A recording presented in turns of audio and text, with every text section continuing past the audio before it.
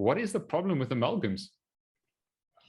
Whoa, like, how do I say, what's the good thing with amalgams? So I think a few problems. I mean, the one would be, and maybe if you don't mind, I'll screen share. Yes, go for it. And I'll sort of speed forward. Okay, let's just, okay, go here. Okay, can you see my screen?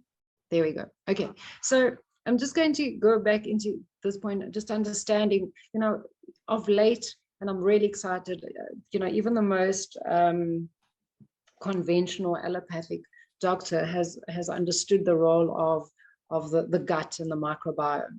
So that already for me is excitement, because that wasn't the case a few years ago. But, you know, when people just stop and think about the fact that your mouth is part of your gut, it's the opening.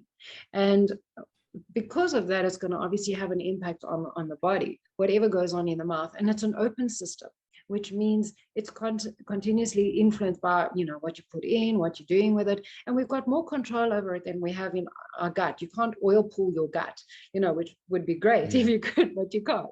So it's really, really important to understand that. And I think from the cardiologists and that, they'll talk about, you know, the understanding if there's gum disease, or, you know, if a patient's diabetic and they're a little bit more compromised, then their gums won't be right. And then therefore they, you know, maybe there's a link to heart disease or strokes. So that was the next step, which was, okay, great, we're progressing a little bit.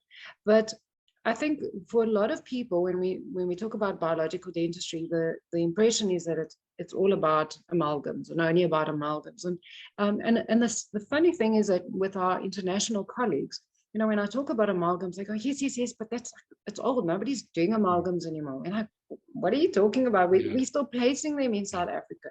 So it is a big part of it. And the whole thing with amalgams is that it's 50% mercury. You know, and if you look at the Minamata disaster that happened in Japan, when you know, the chemical got into the water, the people that were eating the fish and got the mercury into their bodies, they were manifesting symptoms pretty much, I would say, like extreme, like Parkinson's on steroids.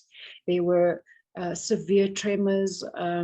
They couldn't even like hold onto anything because there'd be so much shaking. And because it was a neurotoxin, and they realized, gosh, this is a problem. And it was an intense form because they got it in their water. But looking at amalgams within the mouth, I mean, we're sitting with pretty much this continuous vapor that's leaching into the body.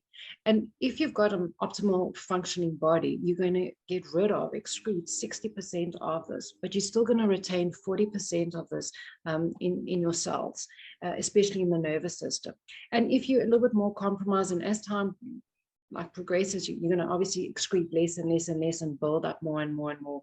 And there's no ways that your body just gets rid of it.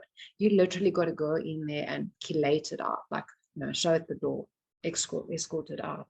So that's the concern with amalgams.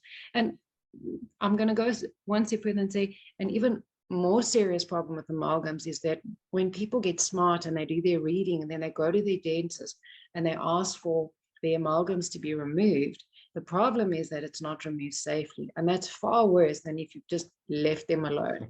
So there's going to be a message there. I'm going to say, you know what? If your dentist isn't biologically accredited, and we know all the guys that are in South Africa, so you can always just check with us as the academy, then rather don't touch them. Then go in and take them out. Because if it's not done correctly, you're going to see a dramatic increase of heavy metals, from mercury to silver to aluminium increase.